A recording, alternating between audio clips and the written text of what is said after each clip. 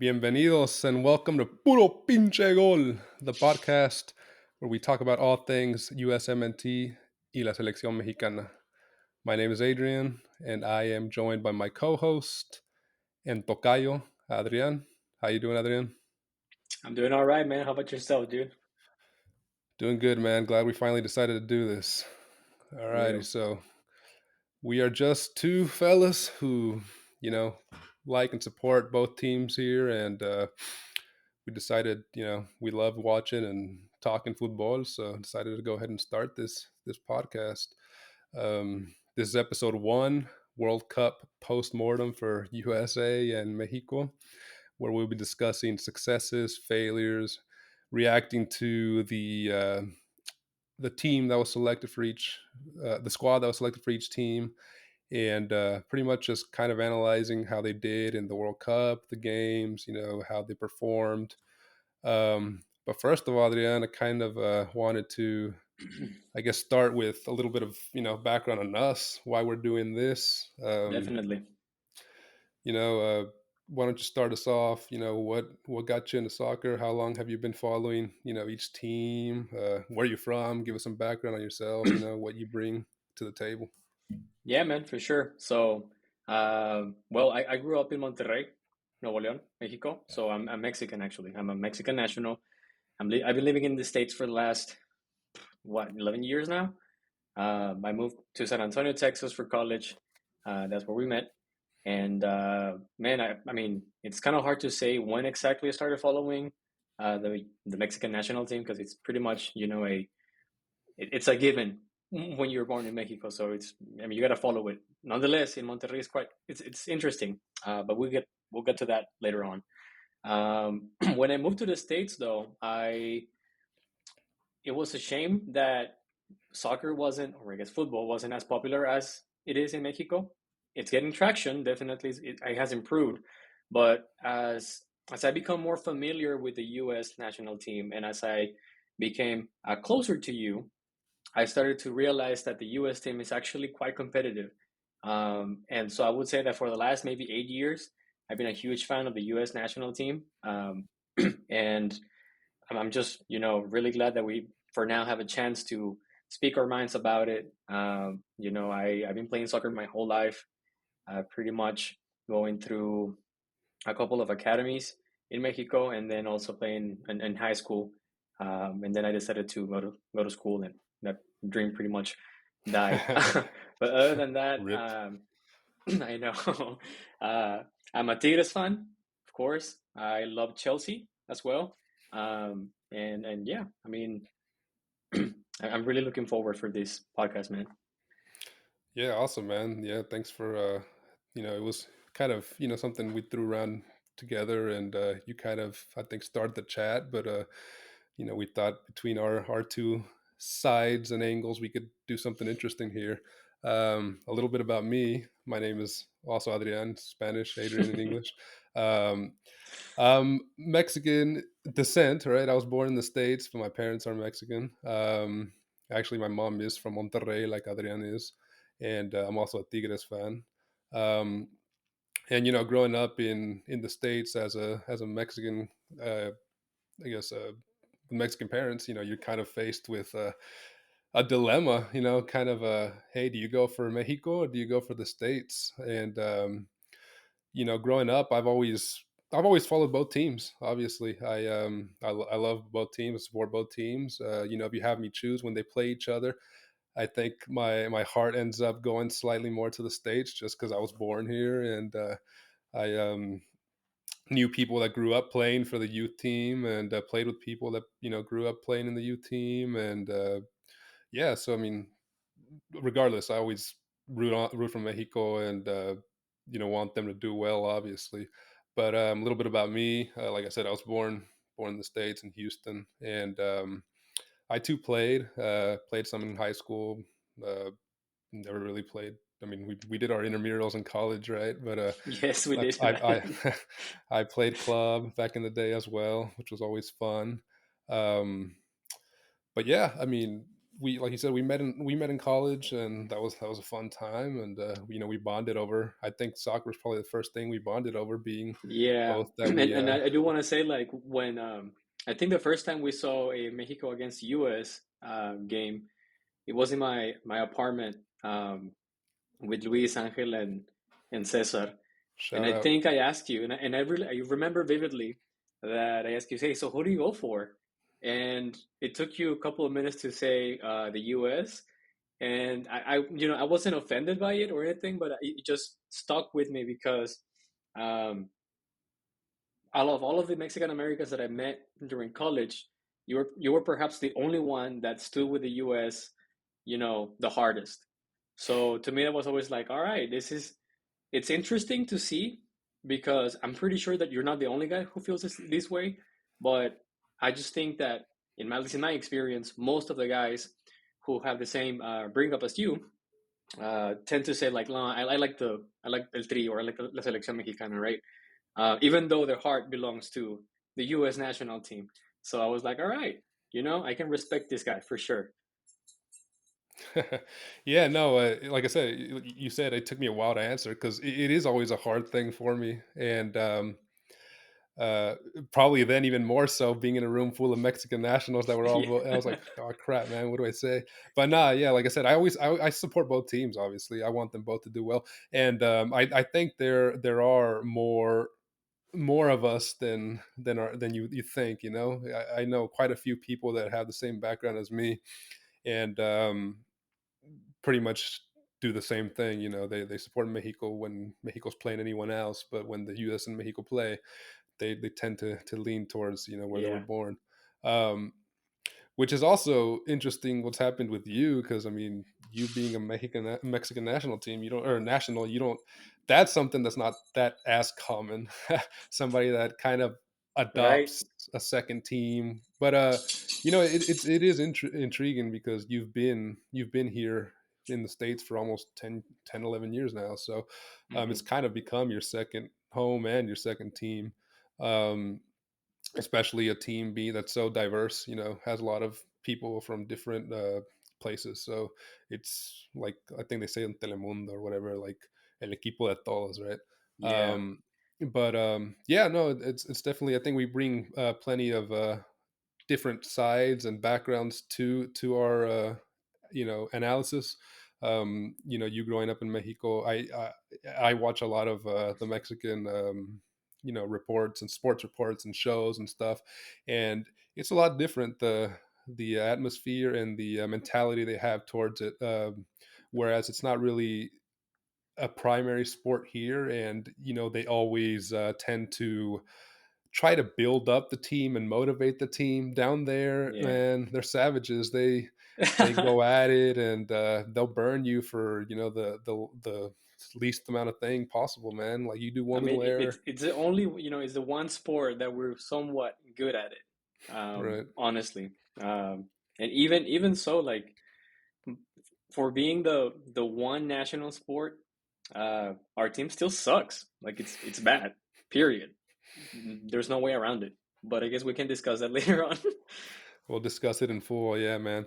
But yeah, you growing up with that media and me growing up with the sport media here, it's like you have some angles where you're more negative towards, and I see more of the positives, and vice versa, I Yeah, would say. So it's going to be interesting hearing your points of views and comparing them to what I think of.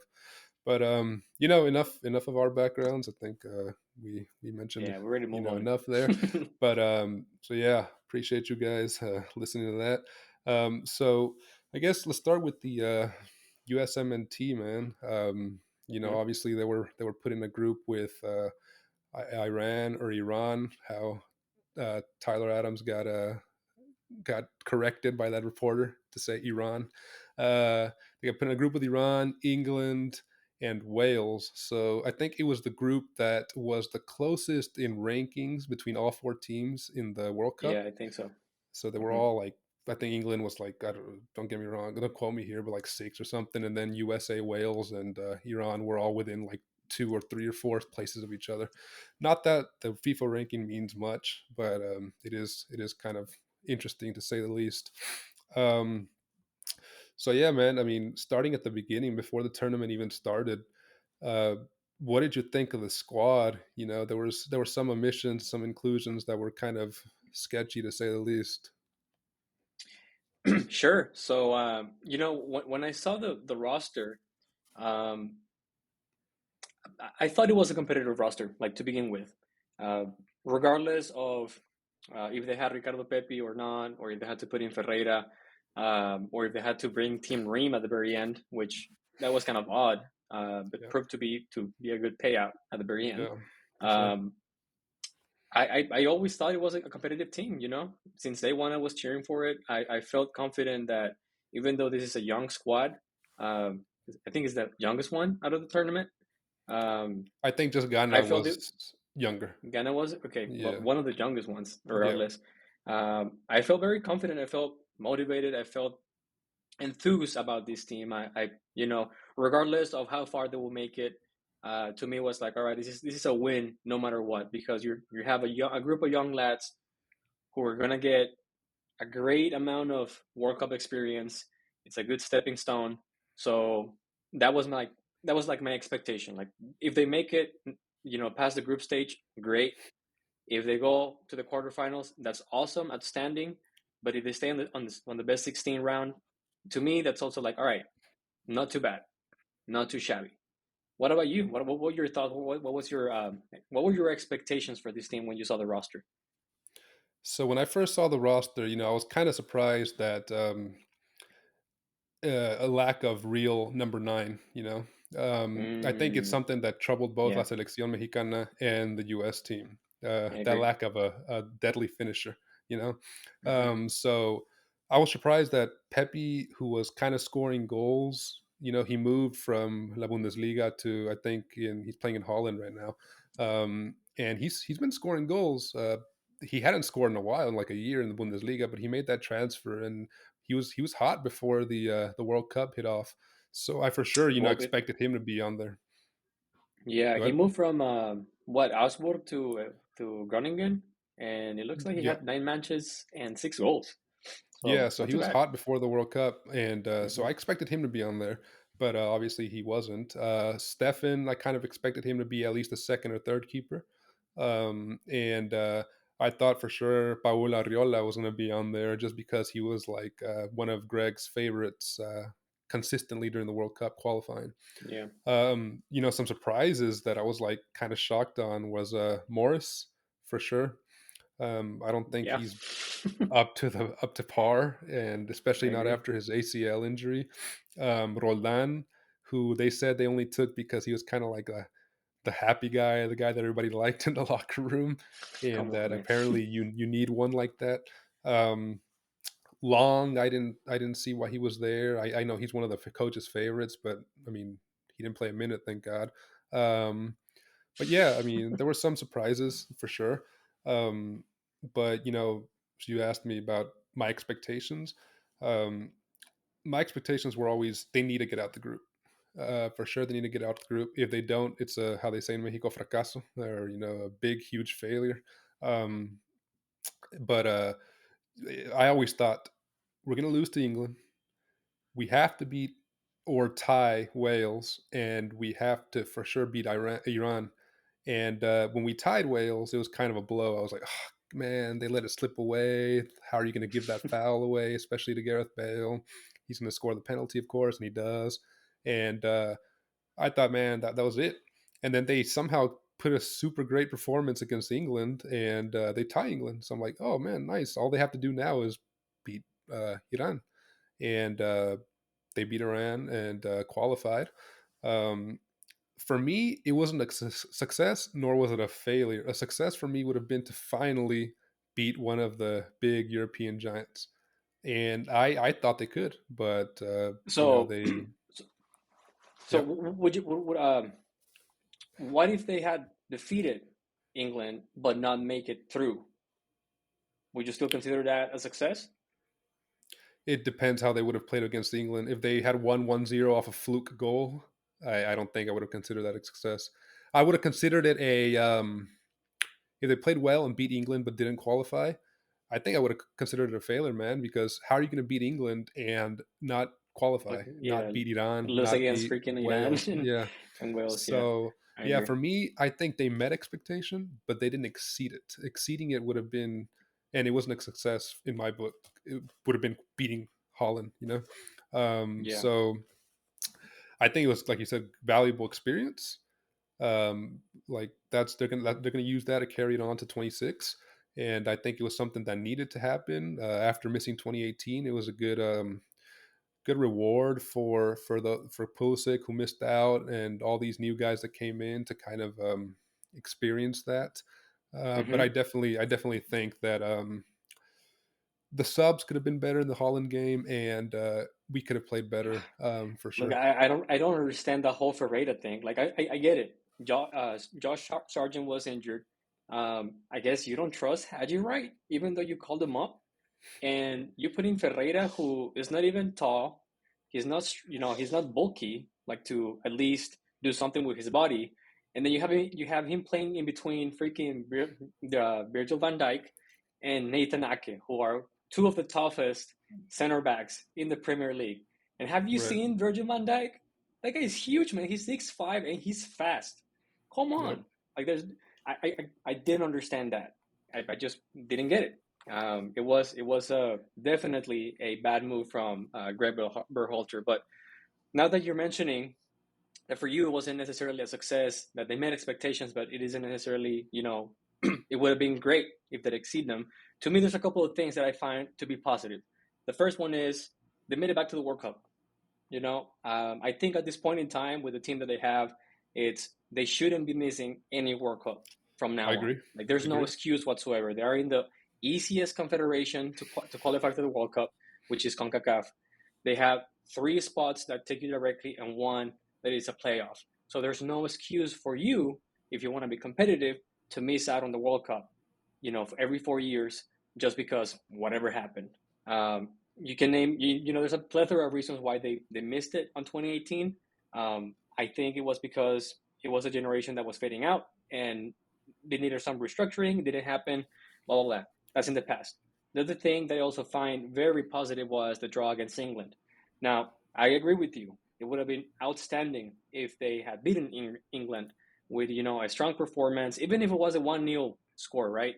If it was a strong Right. performance, defensively speaking, and they're getting the ball through midfield and finishing up all the plays, then that would have been great. But I think given the the experience of these players, and also the eliteness of England, right? Because England is one of those truly elite teams. Powerhouse. To me, it was Yep. like it was great. A 0-0 is kind of boring, but I think they outclassed England on the possession game for sure. And the last thing that I want to mention as a positive is, man, I love that Ty Adams and Weston McKennie midfield duo. They are just great complements of each other. They have each other's back. I think they are ideal to become the motor of both, having defensive plays and offensive plays for the US. So if they keep it up, if they keep on playing on the highest level and they are, relatively healthy for the next 3 years and a half, I think the US will have a mean midfield for 2026. Now, as far as myself goes, um, I see US's, I guess, participation in the World Cup as a glass half full. Is it a success to me? Maybe, debatable. I I can see both ends, right? I can see how for some people it's a success because you have a young group of players who are showing up at the World Cup, who are putting up a fight, and they're getting prepped. Like it's a good stepping stone. So making it out of the group stage on a very tight group, and then facing Netherlands, getting outclassed for sure against the Netherlands. I can see people saying, "All right, that's a success." We show up to the World Cup with very minimal expectations.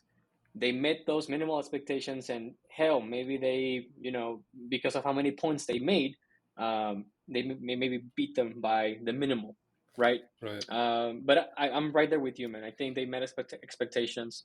Uh, it could have been better. Hindsight is always 2020. Uh, but to me, like realistically speaking, to me, I think there's more good than bad. Um, I consider this to be a good stepping stone for the next World Cup.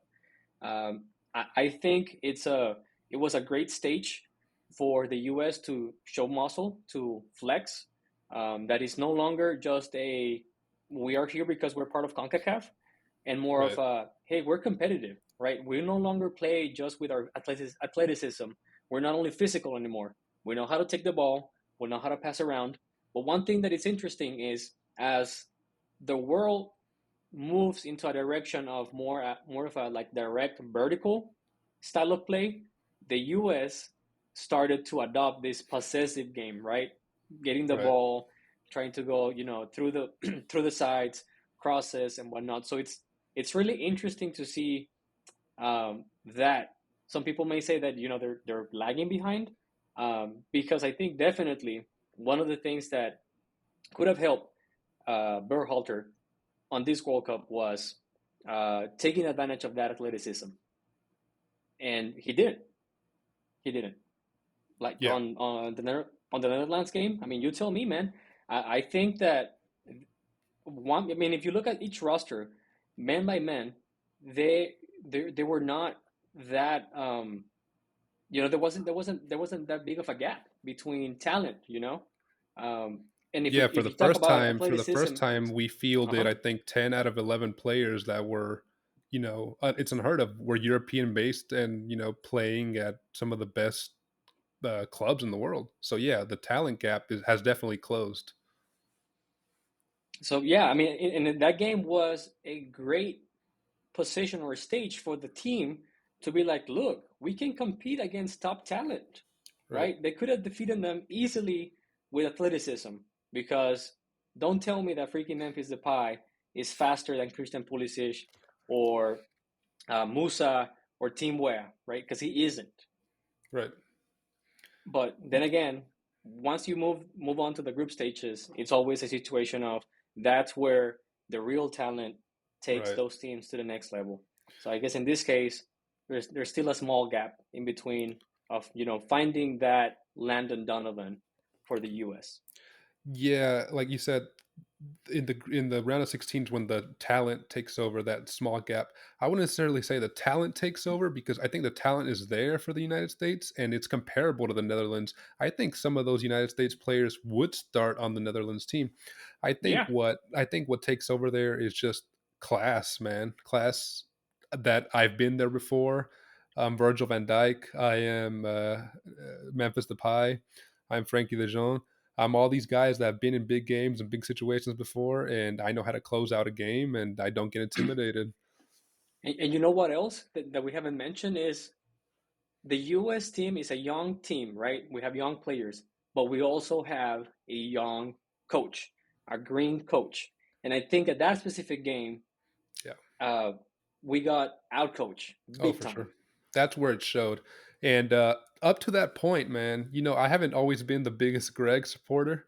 I've been I've critical of him in the past, and I hadn't seen really before so consistently the team playing how he had sold it to us. He had sold we're going to play possession based soccer, um, that tiki taka type soccer, and Yeah, in the because I mean groups, he was in Netherlands, right, for a part of his career, and I think I believe so, he yeah, I think and he has that those in kind of like Germany, I think. Netherlands, Yeah. Yeah, right, Netherlands and Germany, and he during the group stage, man, he implemented that for sure. Just looking at some stats here, like against Wales, the U.S. had 59% possession compared to the 41% of Wales. Um, the shots were similar.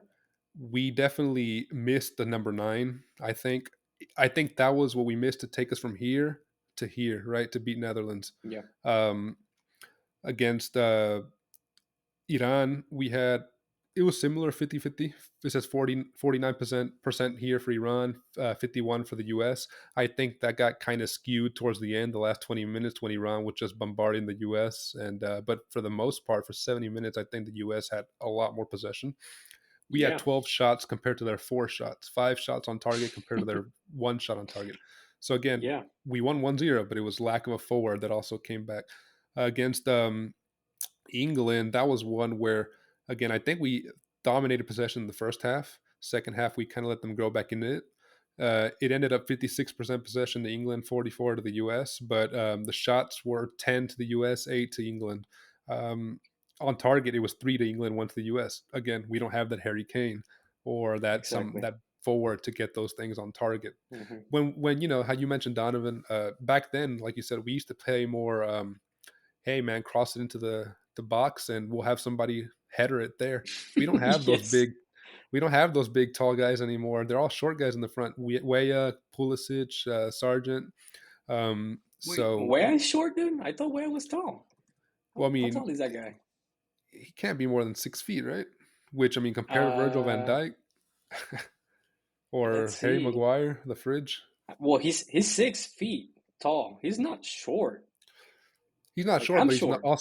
he's also not a central striker, right? That is He's true. kind of That played is on the true. wing.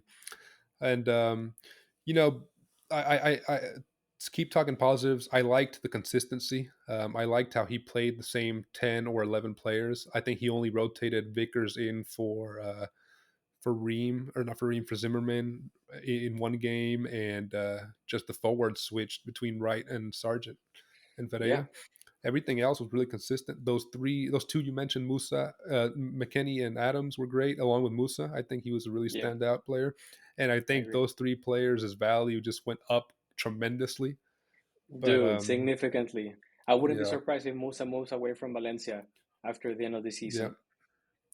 and there's already talks of that, but we'll talk transfer windows in another episode here. That's Um, true. but yeah, man, I think the positives definitely outweigh the negatives, and it's like we said, a good experience for those young guys, and it's only up from here. But you gotta believe, man. You gotta believe in it. Been telling you this for a long time. Yeah, I think you believe more than I do. I just think, man, it's time for like thanks, Greg. You did good. Um, but I think it's time for a really high end coach to take us from that one step further, to get us ready All right, for and 2026. with that note, why don't you tell me, what are your wishes? As we come close to the end of this year and 2023 starts to show up, then there's some uncertainty around the team and maybe changing coaches or whatever, the whole drama happening that we will touch base on that on the next episode. But I want to know, what are your wishes for the USMT for 2023? So my wish is for sure, definitely get the coach thing resolved. Um, Hmm. Even if it's Greg Berhalter, just announce it, resolve it, so the we can move on and move forward. If it's somebody Hmm. new, quickly let go of Greg and start the search. Um, I know next episode we'll be talking about who we think candidates for the coaching job. Yeah, there's a So list we'll go already. into yeah, so we'll go into definitely a long list. We'll go into detail there, but definitely number one priority resolve the coaching situation, and I guess smaller wish list items. Play more games outside of your home country. We struggle as a team to find wins and results out of the U.S., and that's just because we don't play out of the U.S. enough. So I think on a quick note, those are probably my two wish list items for this year, 2023. Obviously, we'll go into detail previewing 2023. Uh, with more detail in a future episode, but yeah, that's kind of what I'm hoping. What about you? For the US, I just I wish they continue to foster this, group mentality. Like make sure that the basis of this team remains together. Like make sure that you have like a set of good building blocks within your team. Like I think what's the name of the keeper? Uh, Turner, Man, Matt it's Turner. not Stefan. Yeah, Matt Turner. I think Matt Yeah, Turner did a good job. I think he proved himself. I wish for him to move onto a different team that he can get consistent. game time because he's benched in Arsenal, maybe playing the freaking FA Cup or whatever every now and then. I think he's a good guy. They should keep him there. They should definitely solidify who's gonna be the leader center back because we have Zimmerman, you have Team Ream, you have Bickers, but Greg went through the three of them on the on all. He didn't choose like a pair to play with. So to me, it's like you have to make sure you have your keeper, a good center back. Keep Tyler Adams and McKinney as your midfield combo. Then find your number 10. Who's going to be the number 10? Is it Christian Pulisic? Is it Team Wea? Is it who? We need the number 10. We don't have a number 10. And then lastly, and most importantly, is make sure that those strikers that you have that are real nine, that they play as a number nine, as a regular striker, not a central forward, not a right wing, not a right Right. forward, not a left Not a forward, a false nine. striker. Yeah, Right. you need one of those to be constantly playing at a competitive level. Name it Eredivisie, name it Bundesliga, name it Premier League, whatever it is. Hell, even the MLS, man. I'm not a huge fan of the MLS, but even if that striker is getting consistent time and scoring on a regular basis, then call him up. That's what you need. Those are my wishes for the US on this 2023. Solidify that core that they have on the team and find that striker. Is it Ricardo Pepi? Maybe. Is it Ferreira? Well, then all right. Let's help Ferreira get to the next stage. Is it Haji Wright? Well, let's make sure that Haji Wright has more time with the team. Like do those things, right? Think forward. Think for the next, think as in you're getting ready for the next World Cup. The next World Right. Cup is in 3 years and a half. It's just around the corner. You got to have this sense of urgency. And I just feel that they don't have it. So I wish for the US to have a sense of urgency in 2023. All right. Well, with that, I think it's a good segue to the next topic. If the U.S. doesn't have a sense of urgency, well, menos Mexico. Um, so let's Empieces. start talking about La Selección Mexicana here. They were put in a group with Poland, Argentina, and Saudi Arabia. I guess before the World Cup even started, Adrian, when they dropped the roster announcement, what was your thoughts on that 26-man roster? Look, yeah, inclusive antes, before, like the whole roster was called up, there was a huge drama in Mexico, right? Is it gonna call Rogelio Funes Mori? Is it gonna call Santi Jimenez? Like there was, why is he calling up Raúl Jimenez if he's not ready, right? Why is he taking Tecatito to the freaking camp in Spain to not play? Like just let it go. You're not gonna have him, right? So even before he made the freaking list, right? Before he dropped la lista de jugadores. Um, Honestly, I wasn't expecting anything, like at all. Like I was convinced they were not gonna make it through the group stage. Like the build up between 2020 and 2022 wasn't good enough. They lost two finals against the US. They sort of struggled to qualify to the World Cup, even though they qualify in second place. But they lost against Canada. They couldn't win against Canada in Azteca. They couldn't win against the US in Azteca. So that was just screaming out loud, we're not, this is going to be like a shit show, a complete shit show. So And Costa then Rica you as bring well, up right? Didn't Costa yeah, Rica tie them? exactly. Like you were struggling to win at Azteca, which is like historically your fortress where teams show up Once and a they drown fortress, because of yeah. the altitude, right? And now it's just like a freaking walk in the park. Like it doesn't matter anymore. So it was just a complete nightmare, man. And then this whole thing of he's gonna take Rogelio Funes Mori because whatever reason, right? He's taking Rogelio Funes Mori instead of taking Santiago Jimenez, who recently went from Cruz Azul to Feyenoord at Eredivisie and who is currently the top scorer at the Europa League. So the excuse was he's not playing enough. He doesn't have constant time. He's not a starting 11 player at Feyenoord. Yet he has the best average of scoring goals per game out of every single player at Feyenoord for all competitions. So if there's one thing that you're looking at, it's one trait that you want in a striker, right? And that trait is scoring goals. So Yes. look, man, before the World Cup started, I was already in disbelief. I wasn't expecting anything. The fact that they omitted Santiago Jimenez in the list, like I'm Team Bebote, 100%. I don't get it. I will never understand it. I think Tata was just fed up, and he was like, "All right, this is it. I'm just gonna go, show up, do my thing, stick with my guns. If we make it through the group stage, that's awesome. If we don't, my job was to qualify to the World Cup, and I did it."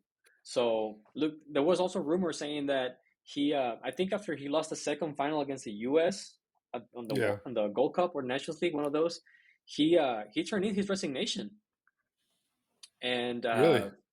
yeah, Wow. La Federación said no. Like, he said, like, I don't want to do it anymore. You could tell that he was already pissed by the whole media stuff. Like, people, all the pundits in Mexico were like essentially just crying out loud, letting him know, like, look, I don't understand what you're doing in Argentina.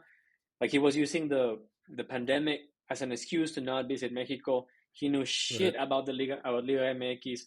So like we'll dabble into these topics on the next episode, but it just wasn't a cohesive team in any respect, right? They had the Chicharito drama, they had Tata Martino, um, just not being okay with the team, and then on top of that, pressure building up for not being consistent. Like Tata Martino's era started really good. Like 2018 was Right. great, 2019 wasn't Yep. bad, and then everything went south as soon as 2020 hit. So I don't know. Before the World Cup, I wasn't expecting anything. Now, as a post mortem, you know, I yeah. I mean, I'm not. I'm disappointed. I'm beyond disappointed. I don't know You what to tell you're you, man. beyond disappointed, but you it's kind of softened the blow because it's something you expected. you know, Yeah, I guess so. That's true. I think those of us who have been following La Selección always knew it was going to be difficult just because of the what you mentioned and the group that they were dealt with as well. Historically speaking, Mexico always struggles against those tall European teams like Poland, That is true. like 2018 when they lost 3-0 to Sweden. I uh, Exactly. I personally thought it was 50-50 for me that they would make it out the group. I knew we had to beat Saudi Arabia.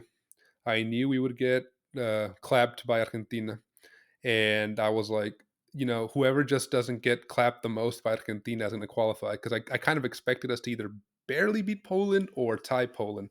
So it was a manageable group, but definitely not an easy group And by and I any think means. those were everyone's expectations, as you said. The expectation was we tied against Poland. We kind of sort of tried not to lose badly against Argentina, and then we destroy Saudi Arabia because Saudi Arabian paper was The ranked easiest. 52 in the freaking Yeah. FIFA ranking, right? So it was supposed Right. to be the easy team. Um, but yeah, so I mean, at the end of the day, that's what happened. You tied against Poland, you lost against Argentina, and you won against Saudi Arabia. Like it So ended up yeah, happening. they did what they went to do. They got undone by goal differential, which is unfortunate.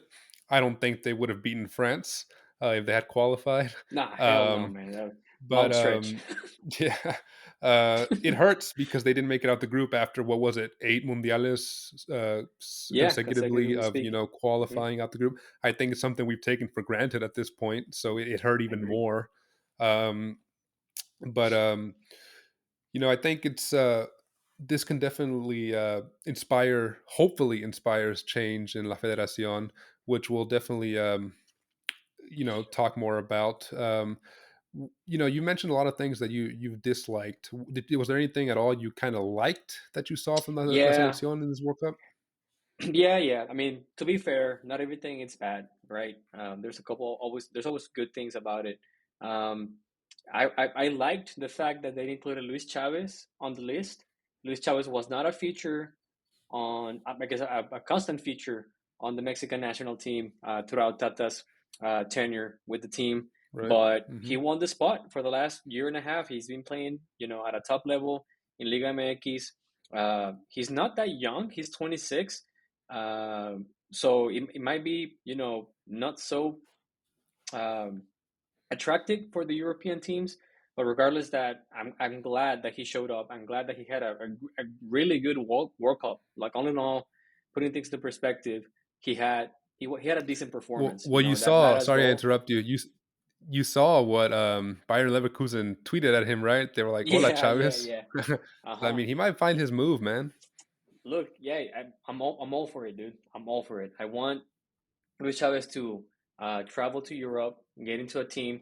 Like honestly, the Mexican players should always shoot for teams like Bayer Leverkusen, Espanyol. You know, we are not necessarily Class A players, right? That's plain and simple. They're not. They're not attractive to the European teams. They don't. They haven't made any, uh, lasting history of having good, decent players showing up at top-notch teams. So to me, it's like, all right, hey man, you want to be better? Go to Bayer Leverkusen, play against better talent than what you're used to in Liga MX. But we can have a whole conversation of that, in a different episode. The other thing that I also liked was Alexis Vega. I do have to say though that I was not a fan of Alexis Vega. Period. I I still think Alexis Vega is Really? overvalued. Yeah, I think he's overrated. Um, but he showed up to the World Cup. He did his job, and unfortunately, he wasn't. He didn't get to score, but I think he proved to a lot of people, including myself, that he's not that overrated.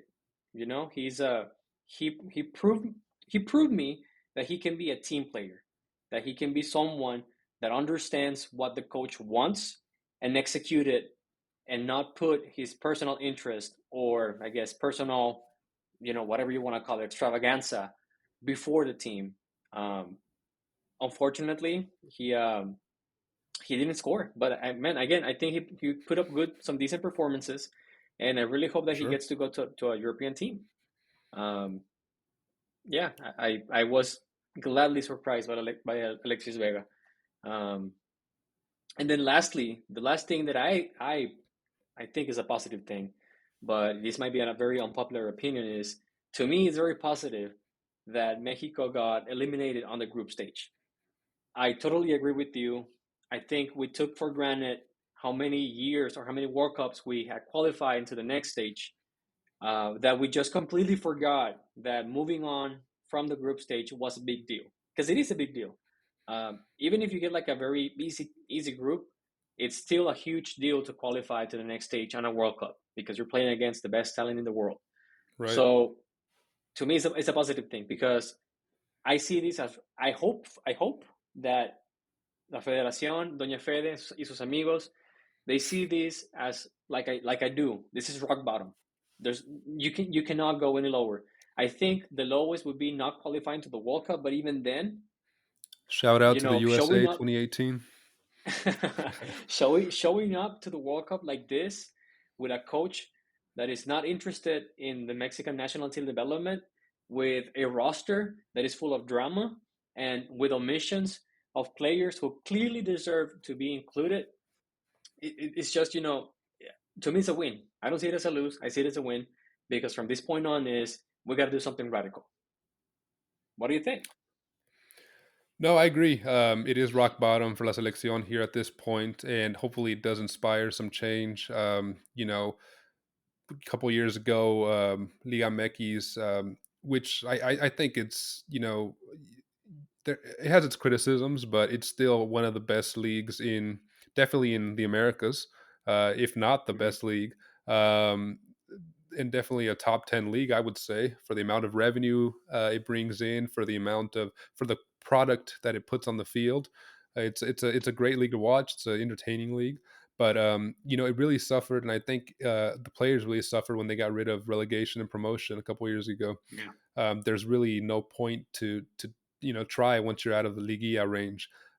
So that kind of inspires, or I don't want to say inspires, but kind of allows for the players to kind of just relax and not strive for higher. Hopefully that can change. They go back to a relegation promotion system. Hopefully they invest more in youth development, scouting, and like you said, sending their youth not overvalued and to Europe, to teams like Ajax, Yeah. teams like Bilbao, stuff like that. Mid-table teams, Valencia. So Some of the things that I sorry, go ahead. no, yeah, I'm right there with you, man. Like those are teams those are teams that will get them constant, high competitive games. Like it doesn't really matter if it's Espanyol, doesn't really matter if it's Albacete or if it's freaking Groningen or even Go Ahead Eagles, right? They're gonna be playing against top talent from Africa. They're gonna be playing against top talent from Asia, from all over freaking Europe, like from South America. So by just being there, by just training there, they're going to be exposed to better talent than by staying in Liga MX or going to MLS, for sure. Definitely. Another thing that I thought was a positive from this World Cup, at least, we talked a lot about negatives and the fracaso that this was, but you know, the games that Mexico was supposed to win or at least draw, I think they played extremely well in. They were unfortunate to not get a goal against Poland. They were Yeah, lucky that Lewandowski didn't score the penalty. Um, for sure. but they played their asses off against Saudi Arabia, and again, Saudi Arabia might be ranked 52. They beat Argentina. They were playing with all the motivation. They were playing kind of quote unquote in their home region. So they had a lot to fight for, and Mexico beat them pretty easily, handedly.